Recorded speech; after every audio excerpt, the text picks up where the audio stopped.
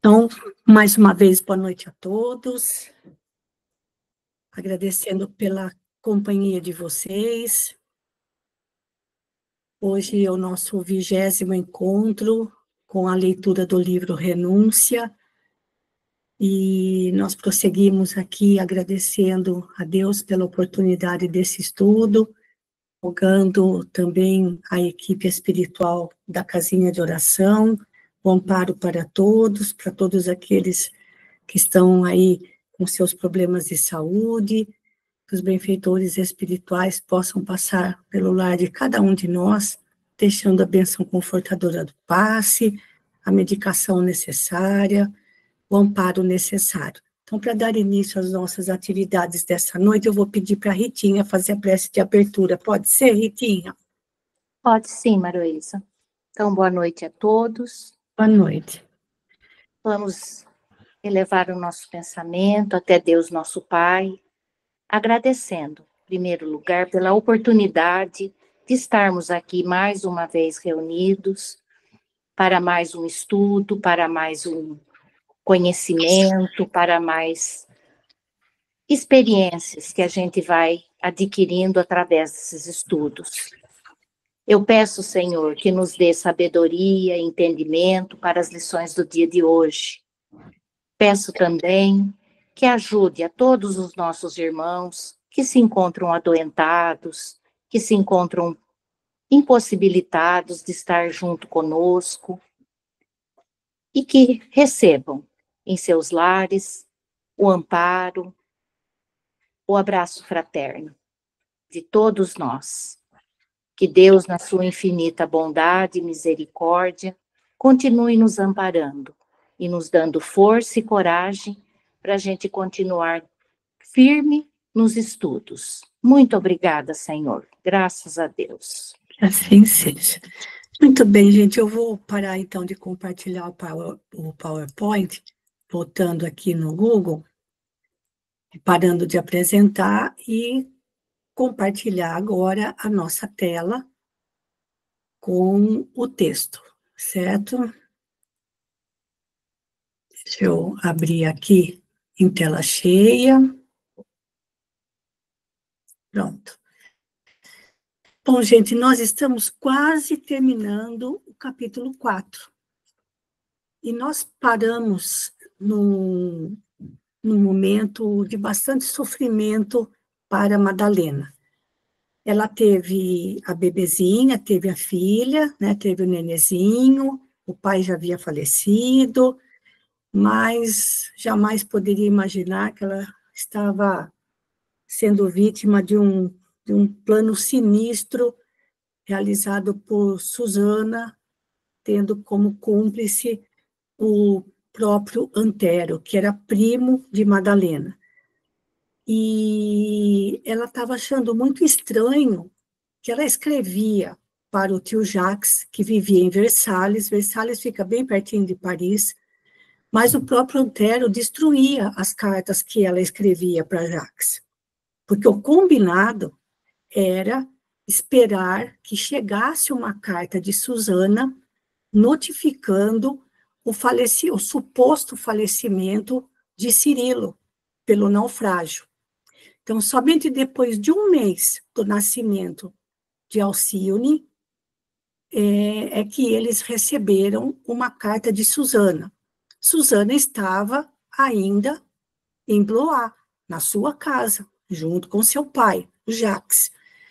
E então ela escreveu uma carta para o Antero, dirigida à família de Madalena, comunicando o suposto falecimento, dando ali, falando sobre o naufrágio e tal, e que ela, Susana, iria se mudar, ia voltar para a Irlanda, para poder se juntar com alguns parentes que ainda lá viviam, o que é mentira, porque depois dessa carta, o objetivo de Susana era ir para os Estados Unidos e se encontrar e ficar lá com a família dos pais e os irmãos do Cirilo.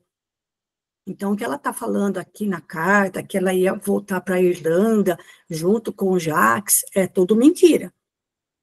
E aí, Antero, né, fingidamente comovido, leu a carta para Madalena, que podemos imaginar o sofrimento dela, né, gente? Deixa eu ver quem está chegando agora aqui para entrar. Maria do Carmo.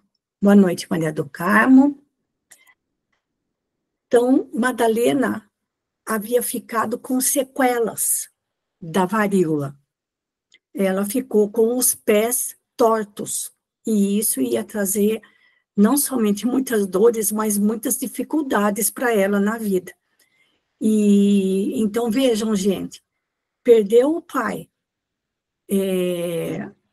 o marido, para ela, supostamente, lá nos Estados Unidos, já há um bom tempo. Acho que já há uns 2, ou acho que uns 3 meses ou mais que ele tinha ido embora. A mãe morreu, o pai morreu.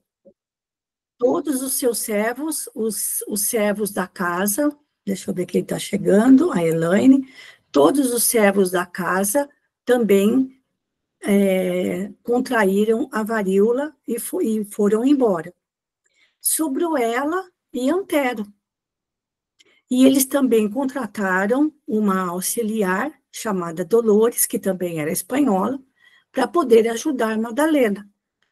Então, a vida dela, que já estava difícil, e outra, né, gente? Ela não tinha renda nenhuma, porque os pais também não deixaram bens para ela. E a casa em que eles viviam, em Santo Honorato, no bairro Santo Honorato, lá em Paris, era alugada.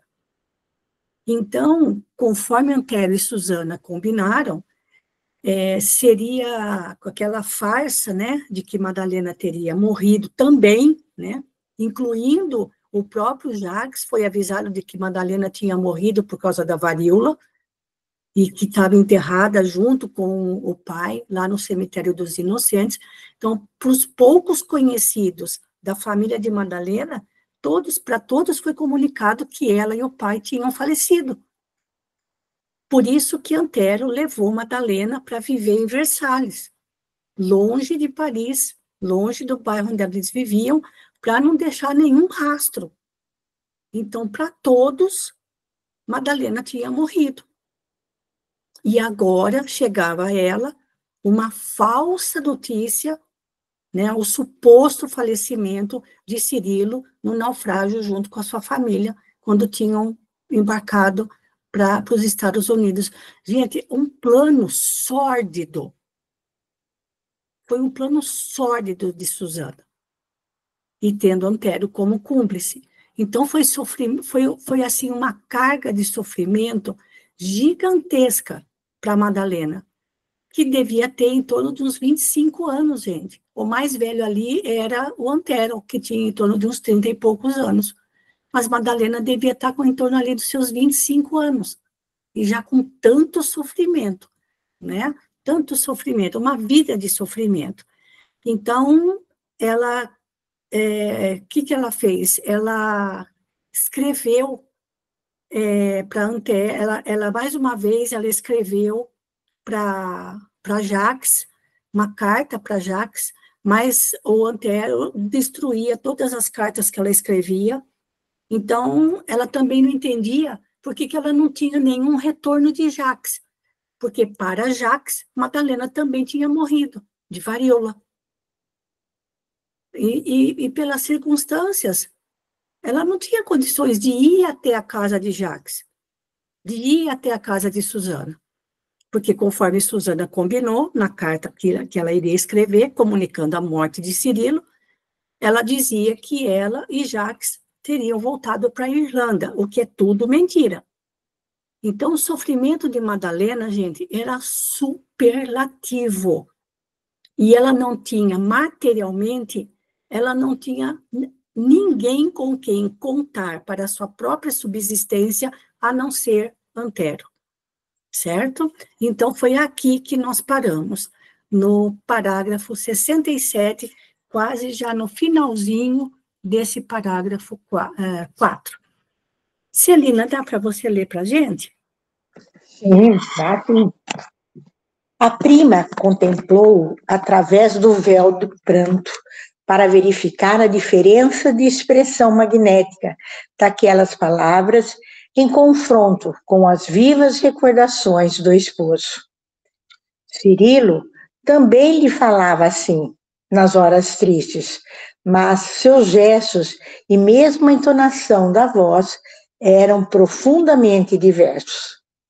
Num instante, compreendeu até onde Antero desejava chegar, reconhecendo que poderia estimá-lo como a um irmão. Jamais, porém, poderia aceitar-lhe o velho sonho conjugal de outros tempos. Não duvido da sua amizade valiosa, esclareceu a suposta viúva com delicadeza fraternal. Mas a morte de Cirilo deixa-me aniquilada para sempre.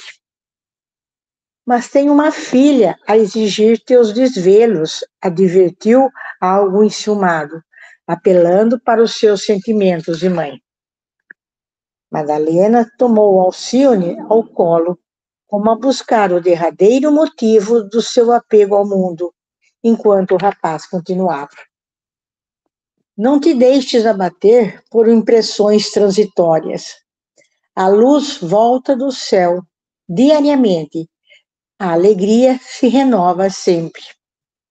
A aventura tornará depois dos dias amargosos de adaptação aos novos hábitos. Tenho pensado nas muitas dores que nos provaram na França e também estou ansioso por mudar de vida.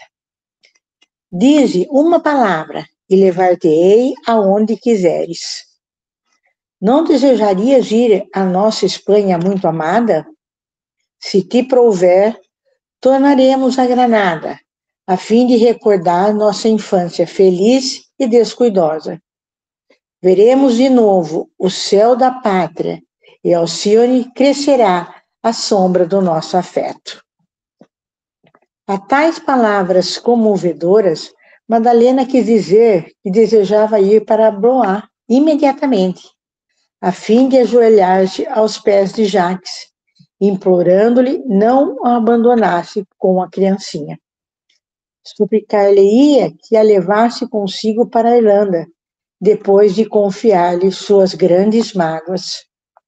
Poderia, então, esperar tranquilamente a morte, confiando-lhe Alcione como sua própria filha.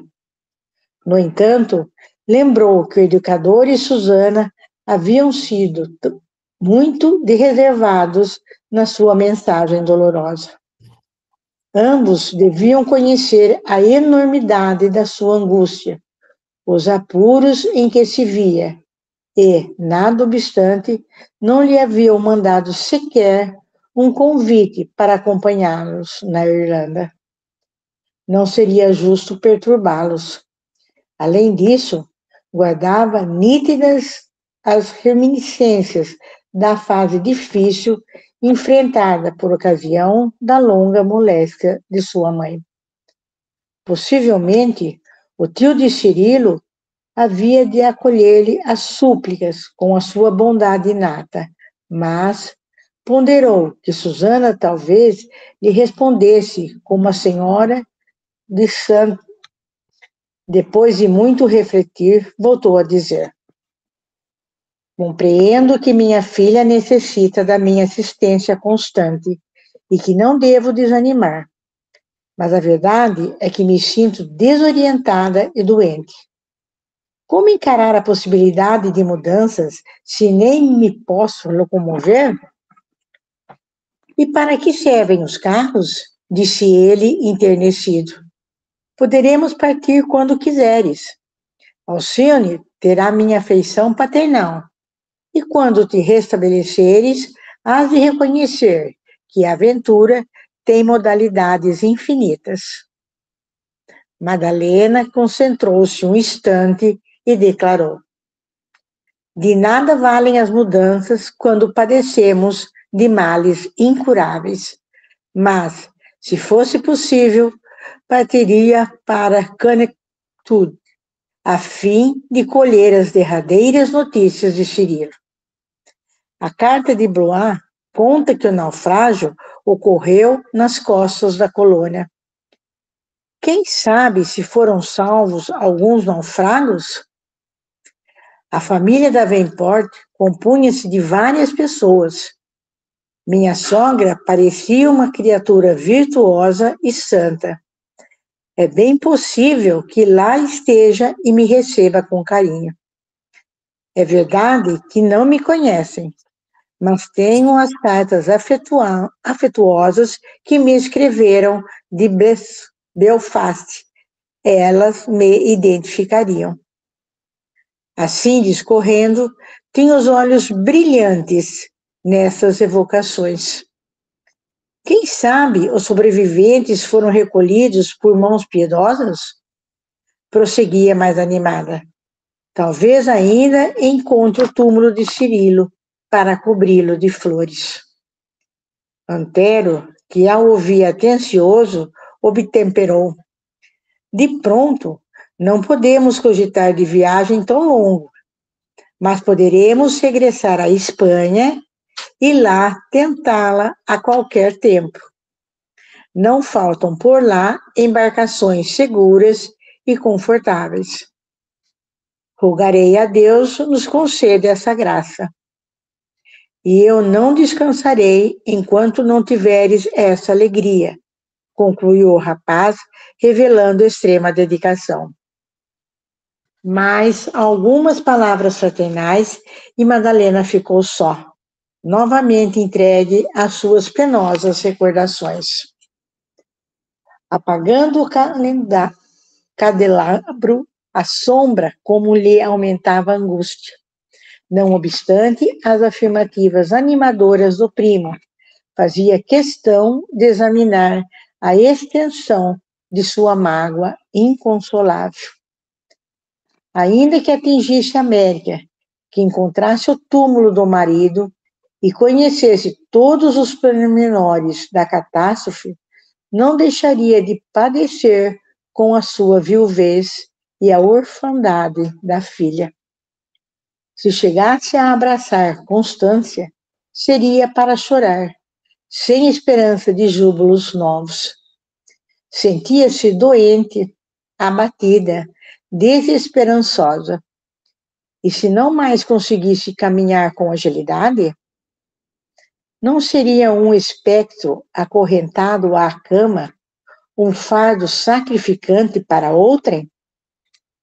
Em vão tentava coordenar planos. Por outro lado, não acreditava no absoluto desinteresse do primo. Cedo ou tarde, ele talvez lhe viesse falar de amor. Não seria temeridade aumentar sua dívida de gratidão? Poderia receber-lhe os favores, aceitar-lhe a dedicação, mas se um dia ele resolvesse exigir o impossível? A filha de Dom Inácio sentia-se morrer, enquanto se debulhava em lágrimas silenciosas. Sinistra ideia se lhe embutiu no cérebro atormentado. Não era preferível morrer? Acariciou a sugestão alucinada. Viúva, reconhecia-se desamparada e inútil. Sabia de mulheres que haviam procurado a morte por motivos fúteis. A intenção sinistra avolumava-se-lhe no cérebro.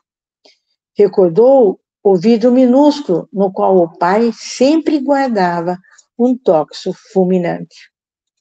Bastariam algumas gotas num cálice d'água. Se não fosse possível arrastar-se alguns passos, pediria a Dolores que lhe o trouxesse como simples calmante para conciliar o sono. De Sartre não seria pesada a ninguém, não precisaria temer a influência indefinível de Antero, nem suplicar a piedade do Davenport. Presa da tentação que a empolgava sutilmente, ia chamar a serva em voz alta, a fim de consumar o sinistro desejo, quando Alcione chorou de mansinho, reclamando-lhe os cuidados. Assustou-se como a despertar de um pesadelo. Fez um movimento instintivo com os braços para atender a criancinha, mas a destra, que se movia na sombra, esbarrou no crucifixo que lhe fora dado por sua mãe na véspera de morrer. A pequena cruz caiu-lhe sobre o coração, como se valesse advertência indireta e profunda. Pareceu compreender a magnitude do apelo. Pensou sinceramente em Jesus, tal como fizera um dia na via pública de Paris, e dispôs-se a confortar a filhinha. Nesse gesto, porém, aguardava uma surpresa ainda mais singular. Alcione tinha os bracinhos em movimento, como se a buscasse com ânsia, e tão logo se viu envolvido na sua ternura, agarrou-se-lhe ao pescoço, comprimindo-o com as delicadas mãozinhas. A pobre mãe teve a impressão de que a recém-nascida lhe pedia socorro e buscava um doce refúgio no seu seio de mãe. Compreendeu a silenciosa mensagem de Deus no imo do coração. A emoção que lhe timbrava nas fibras mais íntimas fê-la dobrar-se em lágrimas e beijos sobre a pequenina. Assim foi que a filha de Dom Inácio, singularmente comovida, murmurou aos ouvidos de Alcione: "Não chores mais, filhinha. Jesus compadeceu-se da minha alma atormentada. Ficarei contigo até o fim." Certo. Pode comentar alguma coisa, Celina, se quiser. Gente, que coisa linda, que gesto, né, num momento de desespero, ela pensou em tirar a vida, porque ela, né, no íntimo, ela sabia que mais cedo ou mais tarde, Antero ia reclamar, ia Sim, querer os direitos dele, sim. e ela não tinha como, ia ficar devendo uma dívida de gratidão eterna, e quando ele cobrasse, como que ela ia se desfazer? Então, em volta a esses pensamentos, né, gente, pelo amor de Deus, que situação, ela pensou em Sim, tirar a vida. sim. Mas Deus é tão misericordioso que, olha, caiu o crucifixo que a mãe dela deu sobre Sim. ela. E a criança chorou os cuidados dela. E com os bracinhos envolveu-a, mexeu no rosto, chamando-a para a realidade. Alcine estava falando que precisava dela. Uhum. Que bonito, né? Que coisa bonita. Mal podia ela imaginar que ela tinha um verdadeiro anjo dentro de casa, né? Com Mal podia certeza. imaginar a evolução espiritual da filhinha, né? Muito bem, Celina, eu vou lá no comecinho para a gente ir agora para o próximo capítulo. Capítulo 5 vai falar sobre a infância de Alcione, tá bom? Tá. Então, dá para ler mais um pouquinho, né? Sim. Na infância de Alcione. Estabelecido o acordo de transferência para a Espanha, na expectativa de possível viagem à América do Norte, Antero de Oviedo resolveu os negócios pendentes, conseguindo apurar consideráveis recursos para encetar vida nova. Madalena Villamil, mantendo o rigoroso luto, aguardava paciente o curso dos acontecimentos. A dedicação de um médico da corte restituíra-lhe, em parte, o movimento dos pés, sem poder, contudo, caminhar muitos passos. Mesmo em casa, era, não raro, obrigada a se arrimar em dolores, sempre que teimava em permanecer de pé por mais tempo. A dor constante dos tornozelos havia desaparecido, e isso já representava grande consolo. Continuava usando as fomentações receitadas, com enormes esperanças de completa cura, e encarava a partida, resignadamente, como providência inevitável na sua condição de viuvez. Interpelada por Antero, relativamente à cidade espanhola em que preferia residir e tratar-se até que pudessem visitar a América distante. Escolheu Ávila pelo doce atrativo que essa cidade sempre exercera em seu espírito. O sobrinho de Dom Inácio concordou satisfeito, alegando que a região de Castela Velha lhe facultaria bom emprego de capitais e, mais por temor de conhecidos que por conveniência, deliberou que a jornada não se faria pelos portos do Atlântico, mas pelo Mediterrâneo, obrigando-se os viajantes à verdadeira excursão por terra até ao sul da França. Só lembrando um pouquinho, gente,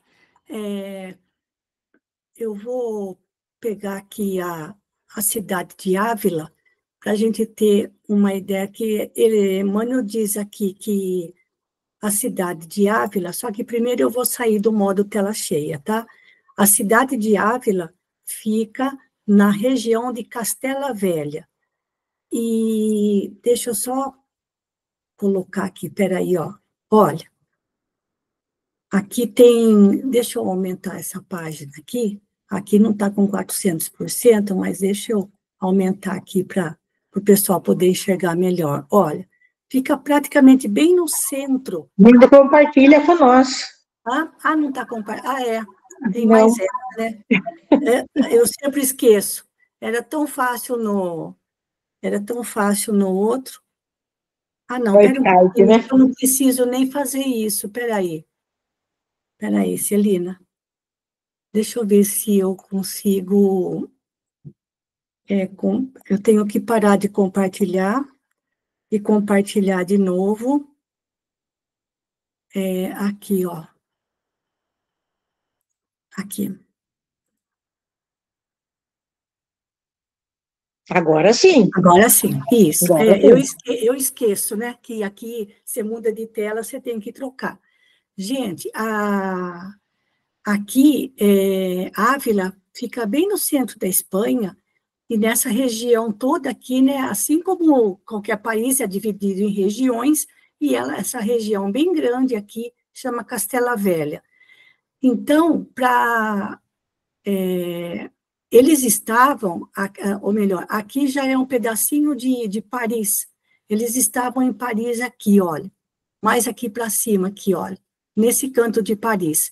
Então, ao invés de eles irem pelo mar do norte, que é o Atlântico Norte, eles iam descer até o sul da França e iriam chegar à Espanha pelo mar Mediterrâneo. Então, viriam até aqui, aqui é o sul da França, e viriam para a Espanha, logo na divisa, pelo mar Mediterrâneo, ao invés de fazerem o caminho por cima, que seria mais fácil, porque Paris está mais perto do Atlântico Norte, está mais perto do norte de Paris. Aliás, Paris está mais perto do norte da França do que do sul da França. E seria muito mais fácil se eles viessem pelo Atlântico Norte, chegando nessa região aqui e depois descendo até Ávila.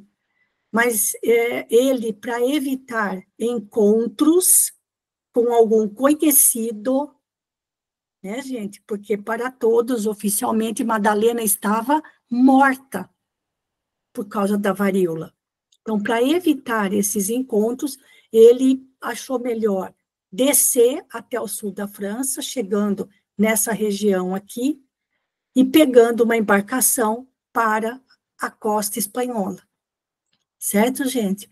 E vejam aí como é quando a consciência é culpada, né, gente? Quando a consciência é culpada, aí a coisa complica. Eu vou fechar, então, aqui, e não aparece o texto de novo, Celina? Não, não. De novo. Então, eu tenho que voltar lá no Google Meet de novo e compartilhar outra vez agora o renúncia, o texto do... Agora sim. Agora sim. Então, agora eu volto aqui na tela cheia. Pronto, então agora a gente já se localizou, certo? Era uma viagem comprida, acho que deve ser aproximadamente, acho que uns 350 quilômetros de Paris até o sul da França, mas foi o caminho que ele escolheu para evitar o encontro com algum conhecido, certo, gente?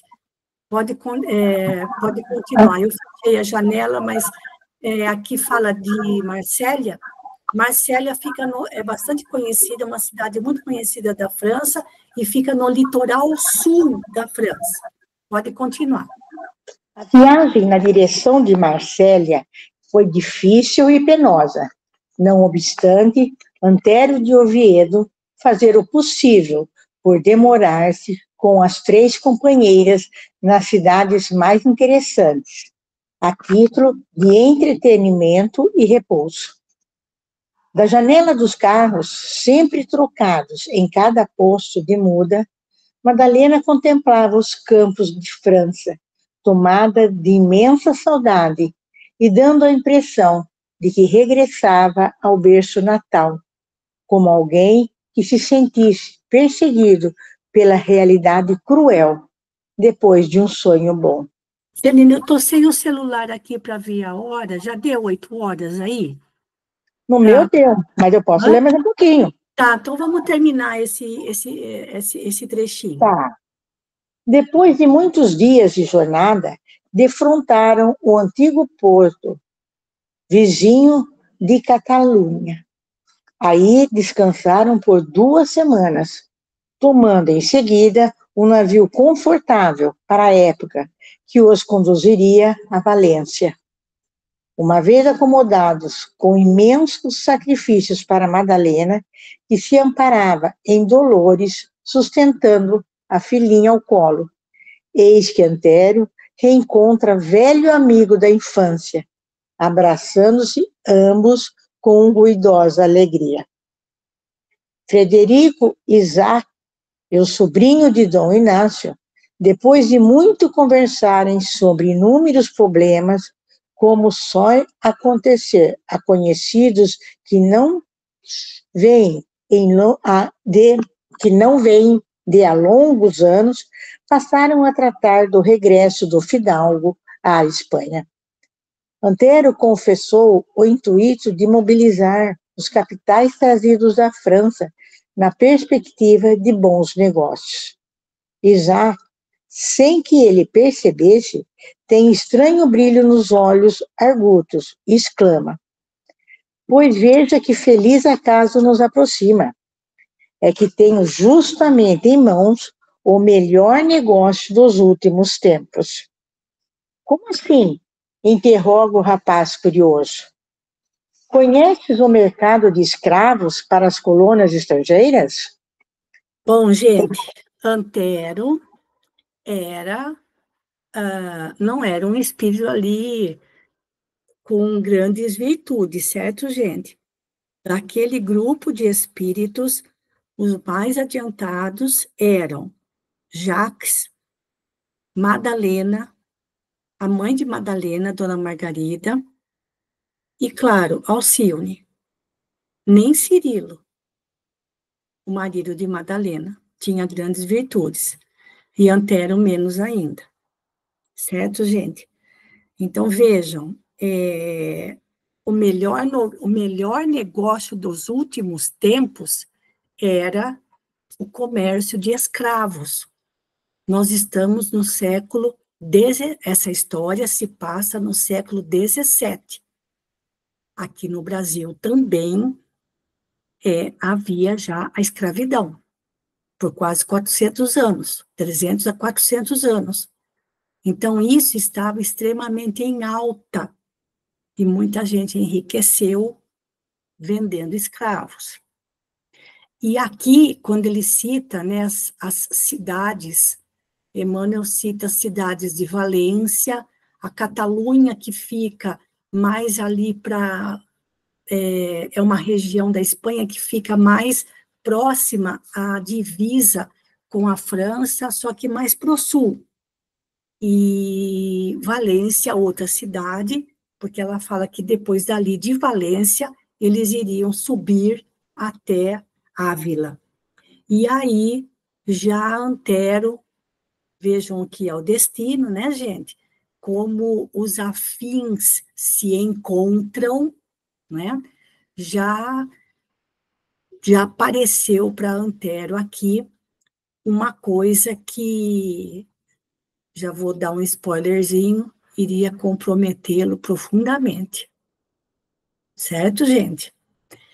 Mas, enfim, então, Celina, descanse um pouquinho agora da sua leitura, certo? E aí vamos passar para outro. Alguém quer fazer algum comentário? Imaginem para a Madalena como foi difícil a viagem, né, gente? Porque para chegar até o porto em Marsella, na França, eles vieram de carruagem. Imagina, né? É o conforto de uma carroça, né? Um pouquinho melhor. E depois ali a viagem pelo mar, e depois, quando chegassem em Valência, de novo, pegar outra carruagem para poderem chegar até Ávila, e ela com as dificuldades que tinha para andar, ainda com um bebezinho. Então, embora estivesse voltando para a Espanha, que era a sua terra natal, não era nada fácil essa viagem para ela, tá bom? Então, Celina, muito obrigada pela leitura. E vou pedir para a Ritinha ler também, que faz um tempinho já que a Ritinha não lê. Acho que umas 2 semanas, acho, mais ou menos. Pode ser, Ritinha? Pode sim, Maroesa. Então, vamos lá. Em face da atitude de estranheza do interlocutor, Frederico prosseguiu animadamente. E a negociação mais rendosa nos tempos que correm, como não ignoras, o novo continente necessita do braço escravo. Os emigrantes da Europa não poderiam atacar sozinhos o desbravamento do solo. As epidemias, as dificuldades, as florestas inóspitas destruiriam os organismos delicados. E com alguns navios e poucos homens de confiança, é possível obter uma fonte de lucros opimos com esforço quase insignificante. Opimos significa ótimos mesmo. Assim, Tá. né? Lucros bons. Lucros muito bons. Uhum. Gente, olha, deixa eu voltar aqui um pouquinho. Aqui seria, o novo continente, ele está se referindo às Américas. As Américas. Norte, Central e do Sul. E como ele fala, os imigrantes da Europa não tinham estrutura para desbravar o solo sozinho. Precisavam de escravos, né? Precisavam de uma mão de obra mais forte. Uhum. Né? Só que vejam bem, gente, como a gente já comentou isso uma vez, não sei em qual estudo, a escravidão não estava nos planos de Jesus para o planeta, concordam? Vocês acham que Jesus já tinha programado que os africanos se tornariam escravos dos brancos? Estava escrito isso, que seria? Não.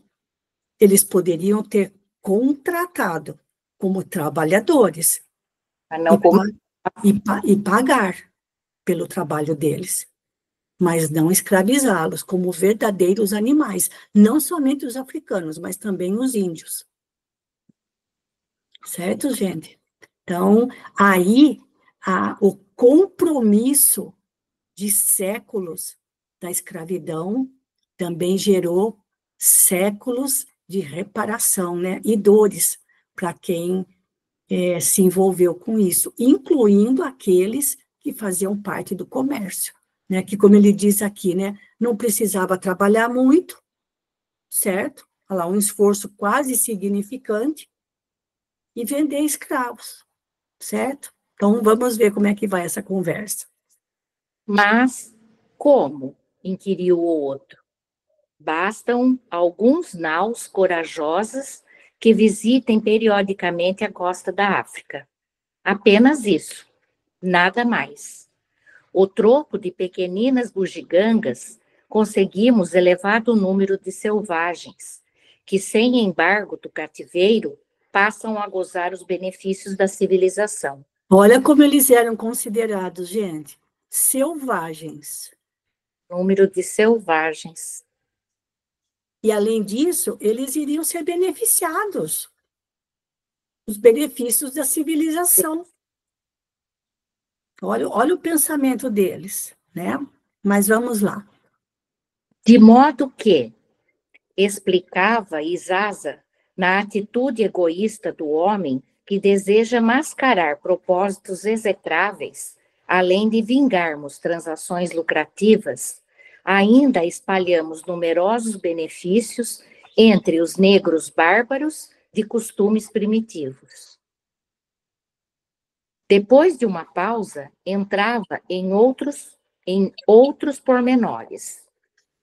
Acredito que chegas à Espanha em momento azado aos teus interesses, porquanto eu e meus irmãos necessitamos de um sócio capitalista para incremento de grandes iniciativas.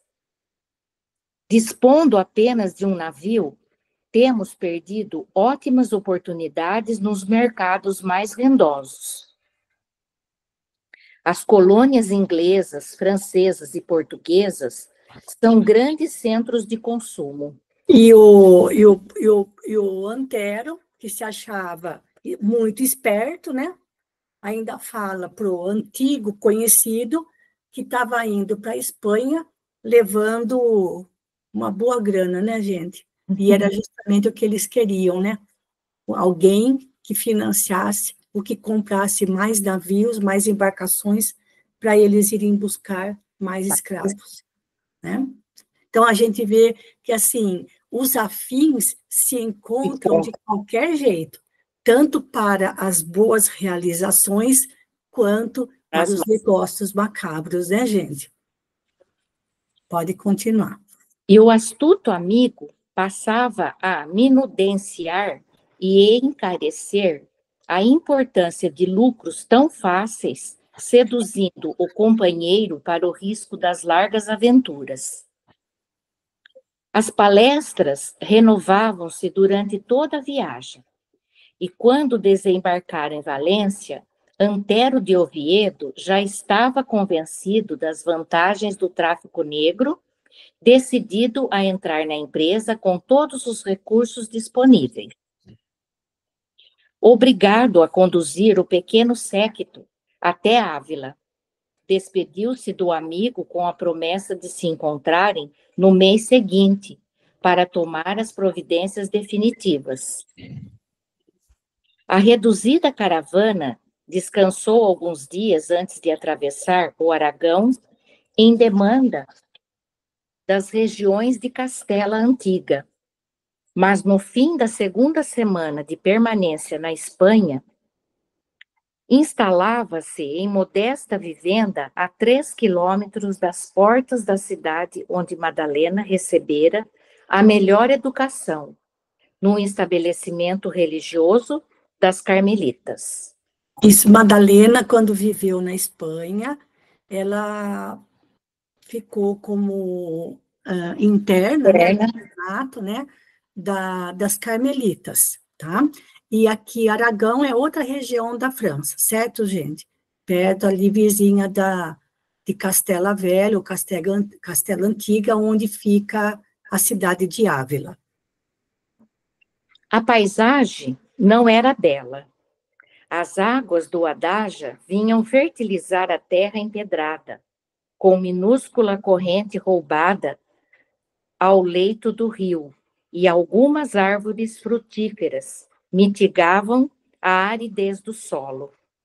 Não fora uma casa grande, próxima em que o poderoso senhor Dom Diego Estigarribia Isso. movimentava grande patrimônio rural, e o modesto sítio mais se assemelharia a lugar malsinado, em abandono.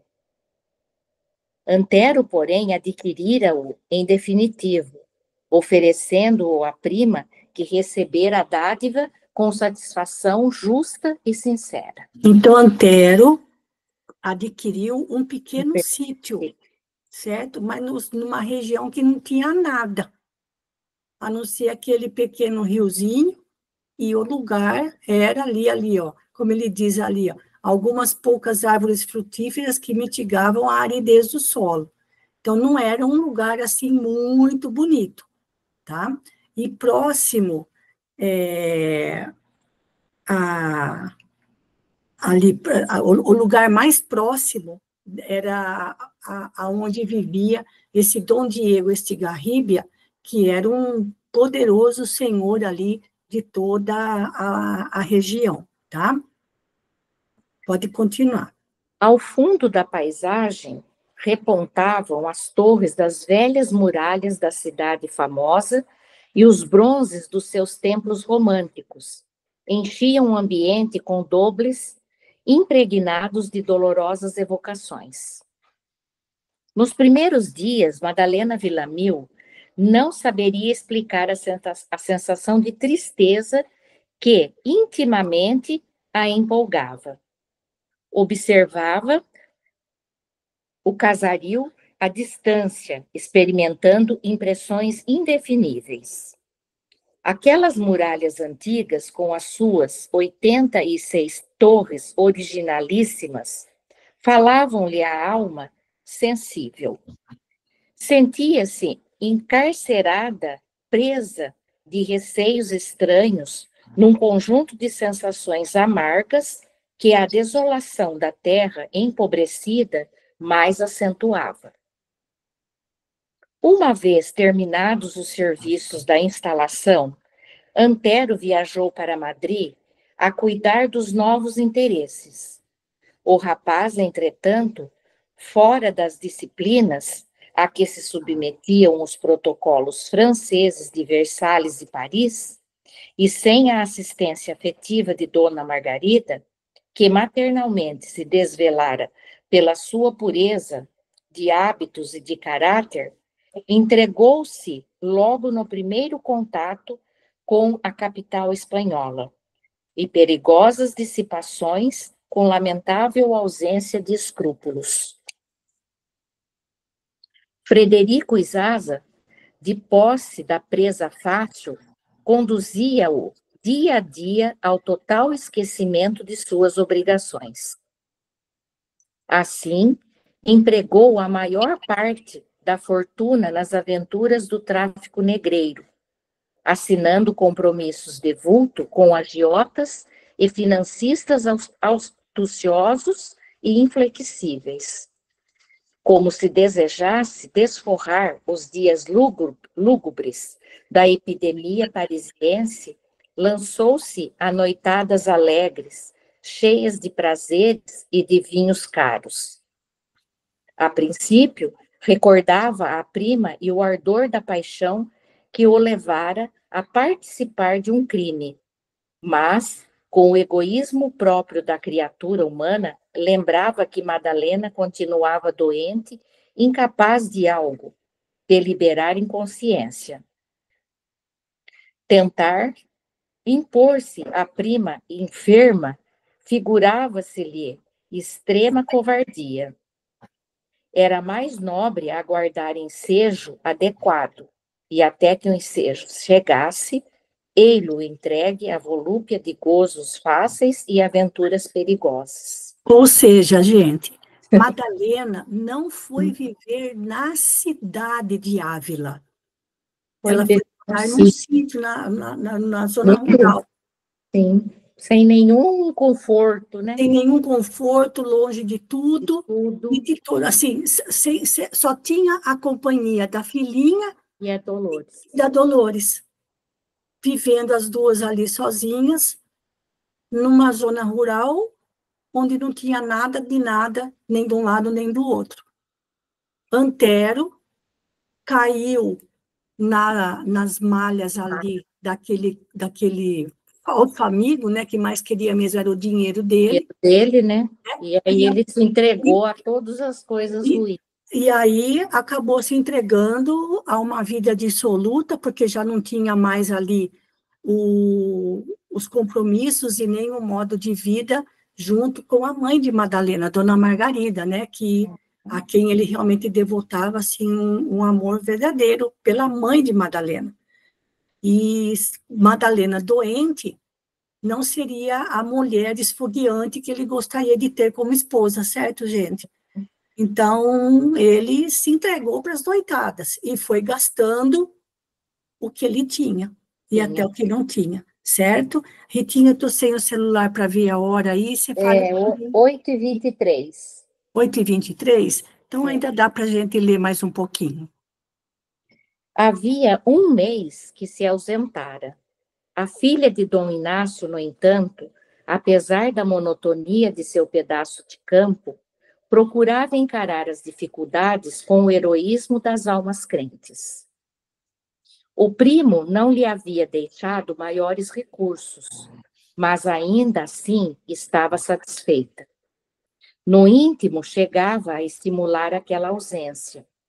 Compreendia bem os olhares que o rapaz lhe dirigia em todo o percurso da longa viagem. Concluía mesmo, considerando as suas silenciosas atitudes, que a moléstia era, para ela, o maior escudo e o melhor antídoto contra aqueles propósitos inferiores. Subjugada pelo mal-estar da extrema dependência em que se encontrava, certo dia dirigiu-se a Dolores, encarecendo o valor de um trabalho mais intenso na vivenda empobrecida. Poderiam enriquecer o pomar de novas plantas, cultivar legumes para vender. A serva entusiasmou-se, organizaram-se projetos de numerosos serviços. O terreno não era fértil, mas possuía bastante água. O trabalho e o adubo fariam o resto. A ideia conferiu a Madalena Villamil novas forças. Andava com dificuldade, mas o desejo intenso de resolver o problema das despesas domésticas triplicava-lhe as energias. Na casa vizinha à família Estigarribia, podia dispor de servos numerosos. Mas a corajosa esposa de Cirilo não queria considerar a diversidade dos destinos e sim que havia trabalho a reclamar-lhe atenção. As atividades iniciais custaram-lhe esforços dolorosos. Às vezes era tanta dor nos pés que necessitava interromper a tarefa para repousar.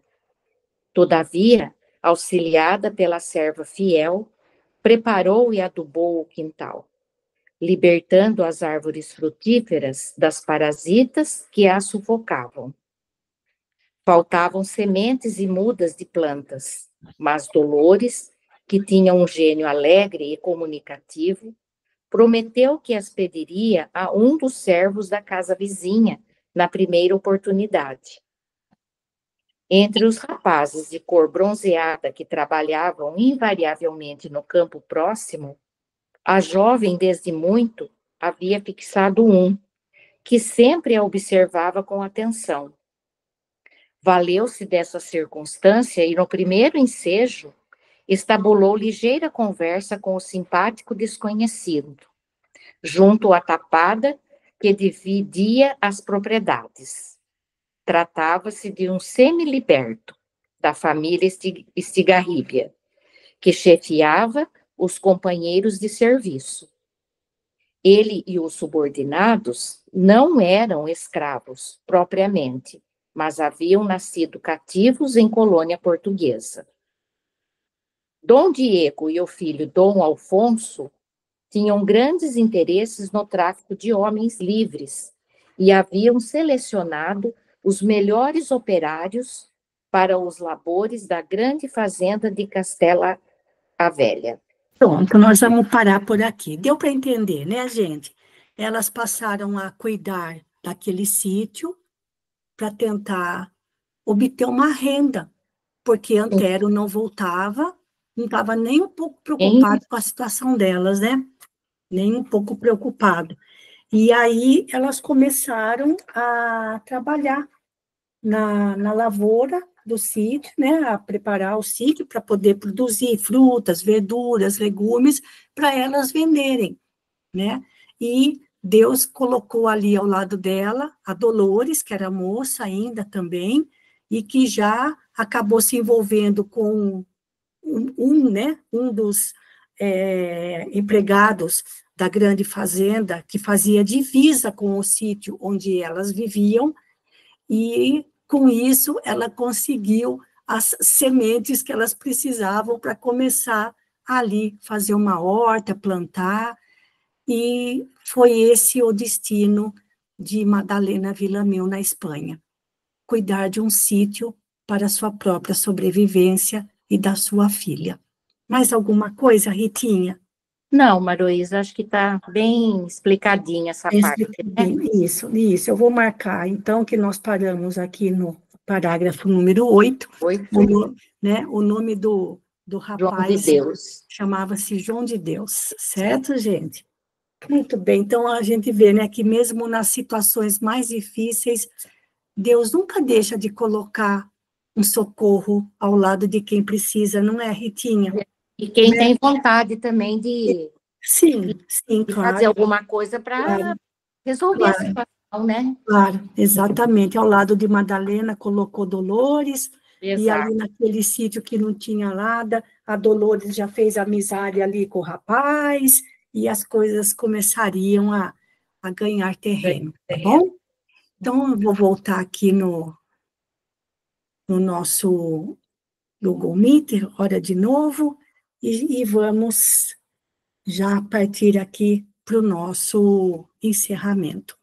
Lenita, você podia fazer a prece final para nós? Sim, claro. Vamos elevar os nossos pensamentos, nos manter atentos às nossas orações, às nossas atitudes, sermos firmes e perseverantes, como foi Madalena, para que possamos vencer e vencer nas melhores atitudes, na caridade, no amor ao próximo, que tenhamos sempre a força dos irmãozinhos de luz ao nosso lado, de Deus Pai, de Jesus, nosso Mestre, possamos ficar sempre no caminho reto. Fica conosco, Senhor, nos abençoa, nos ilumina e nos guia. Que assim seja.